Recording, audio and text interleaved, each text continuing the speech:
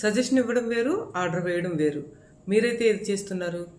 Order వేయడం అంటే మీ partner ఏదన్నా పని చేస్తున్నప్పుడు ఇది ఇలా చేయకు, అలా చెయ్యి, ఇలా ఎందుకు చేస్తున్నావు, నేను చెప్పినట్టే చెయ్యి అని చెప్పడం.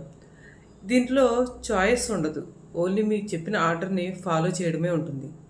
సజెషన్ ఇవ్వడం అంటే పార్ట్నర్ ఏదైనా పని చేస్తున్నప్పుడు ఇది ఇలా చేస్తే బాగుండని నేను అనుకుంటున్నాను, నువ్వేమనుకుంటున్నావు, ఎలా చేద్దాము అని వాళ్ళని క్లియర్గా అడిగి తెలుసుకోవడం.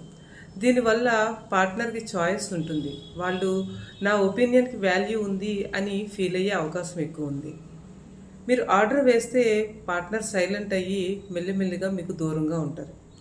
అదే మీరు సజెషన్స్ ఇస్తే పార్ట్నర్ వాళ్ళు ఓపెన్ అయ్యి మీకు దగ్గరగా అవడానికి ట్రై చేస్తూ ఉంటారు. మీరు చెప్పిన దానికి అగ్రీ చేసే ఛాన్సెస్ ఎక్కువ ఉంటాయి.